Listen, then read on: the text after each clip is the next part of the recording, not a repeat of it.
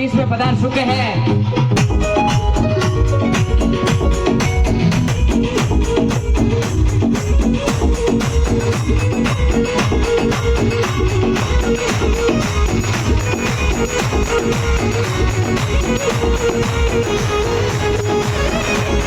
परंतु राष्ट्रीय लोकतांत्रिक पार्टी के जितने भी ये सदस्य हैं, जितने भी मेंबर हैं, चाहे हनुमान जी बेनीवाल से लगा करके कोई छोटे सदस्य तक भी देख लो, पहली रिंग के अंदर फोन उठाने वाली पहली ये पार्टी है। पहले ही ऐसे आप किसी को भी, चाहे हनुमान जी को रात्रि के 2 बजे कॉल लगा करके देख लो, पहली रिंग के अंदर आपका फोन उठाया जाएगा। चाहे आप किसी भी जाति से हो, किसी भी समाज से हो, किसी भी क्षेत्र से हो, कोई फर्क नहीं पड़ता, परंतु आप कोई पहली रिंग के अंदर मदद करने वाली ये पहली पार्टी है।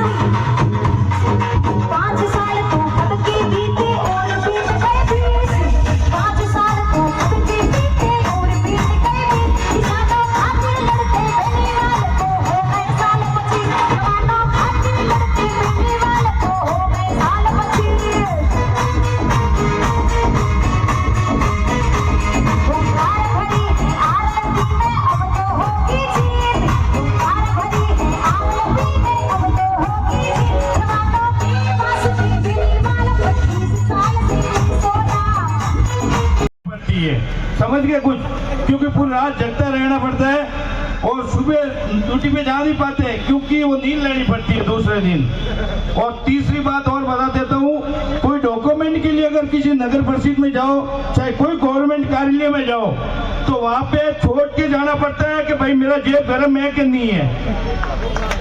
ये बात मैं आपको बोल लेता हूँ, कुछ सरकार की बातें होती है, कुछ दिमाग से आप सोच के वोट दीजिए। आप नई सरकार आएगी तभी अपना काम बनेगा। तभी तो कहा अकबरुद्दीन ओवैसी ने रजिस्टर है कि हनुमान बेनीवाल साहब को स्पीकर बनाना चाहिए। मैं तो कहता हूँ भारत का प्रधानमंत्री बनाना चाहिए। ठीक है ना, ठीक है ना, ये मेरी पुकार है। यहाँ से लेकर दिल्ली तक, दिल्ली और बालोतरा से लगा के झांसी को, जयपुर तक भेजना है अपन को। जय हिंद, जय भारत, भारत माता की जय हो। आज बसंती वाला दंगा कैसा होगा, टूटा फूटा होगा, वैसा हाल इन नेताओं ने कर दिया कांग्रेस और बीजेपी वालों ने। तो इसको कौन बनाएगा अच्छी, इस नगर परिषद को आम आदमी। और मंच कौन सा ये देता है आवाज आपको, आरएलपी का मंच। आरएलपी का मंच आपका है और ये आगे आने वाला आज से 2028 तक समय आपका है। लग जाइए, सरकार आपकी बनेगी और इसमें कोई दो राय नहीं। और यही बोर्ड भी अपन, चाहे अपनी 15 सीट आ गई तो भी चेयरमैन अपना बनाएंगे, आरएलपी के बैनर तले बनाएंगे। मैं ये तारा लगाना चाहता हूँ आरएलपी की राजधानी खीमसर का भाइयों, आप जरूर जय हिंद या जय भारत या जय हो बोलिए। आरएलपी राजधानी खीमसर सिटी की, बोलिए हनुमान बेनीवाल की। तो मेरा कहने का मतलब यह है कि अगर अब नहीं समझे तो कभी नहीं समझेंगे। किसी गली में सड़क नहीं, किसी गली में पानी नहीं, पानी है तो वो हमारी आंखों में लिए भी नहीं रहा है। आरएलपी आपको बुला रही है, इस मंच का कोई मालिक नहीं है। इस मंच का मालिक एक ही है, हनुमान बेनीवाल, जिसने बना करके पूरे भारत की जनता को समर्पित कर दिया है। आप आइए, इसको नमस्कार करिए, क्योंकि हनुमान जी के हाथ से यह मंच बना हुआ है। आपको पता है कि सभी देवों के अंदर लौटो कौन है? हनुमान। भूत आवे ने कोई पिचास न आवे, हर हाथ में हनुमान बेनीवाल। जबकि कोई पार्टी पंचायती नहीं निवड़े हुआ हनुमान बेनीवाल, एक भाईरी काले निवड़ी हमें एक भरमरी प्रकरण हाल लियो है। लो अवटरो वही हनुमान जी काल नहीं निवड़े ना, और देख जो 4 दिनों में हनुमान जी आन निवेड़ी।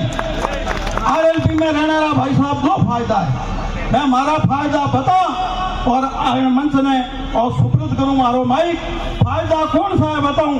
हमारे हाथे 2 बिगना बीती। एक तो हमारी ट्रक ट्रांसपोर्ट और धंधो है, गाड़ी आगरा गने पलटी होगी और माल जाली और नीच कर निकलना अनाज लोगों ने खेतों में पड़ गई किसानों ने, और किसानों भेड़ी कर उन्हें राख ली।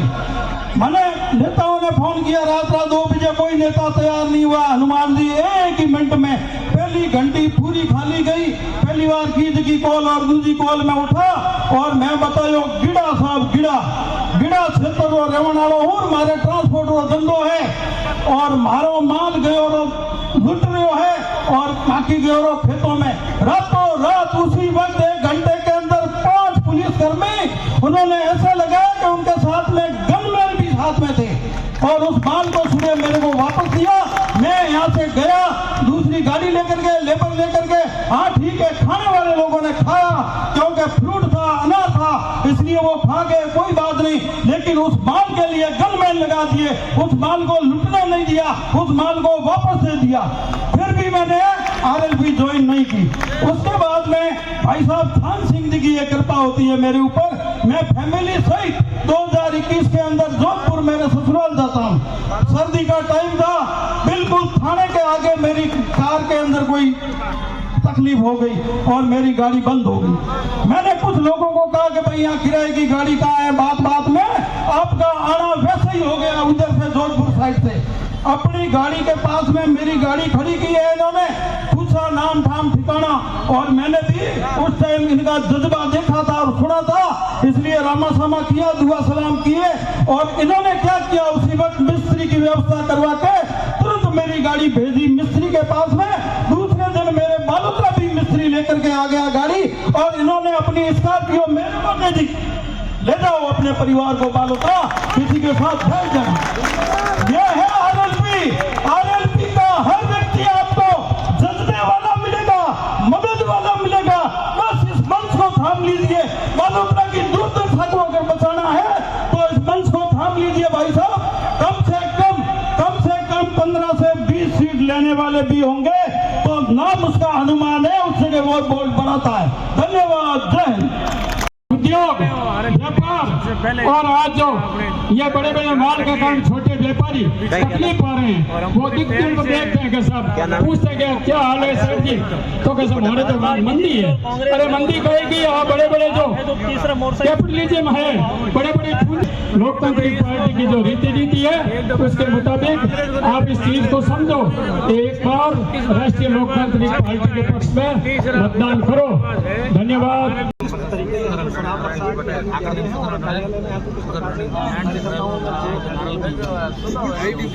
देखिए, सर्वप्रथम तो आज इंद्र भगवान ने भी बारिश करके मेघ के छोटे जो पड़े उससे एक तो अभिषेक किया, और फिर हमारे कार्यालय का उद्घाटन, और जो पिछले 30 सालों से 20 सालों से जो गंदगी थी वो बालोतरा के अंदर इन दोनों के बोर्ड बने बारी बारी से, उस बीमारी को ख़त्म करने के लिए आज इंद्र भगवान ने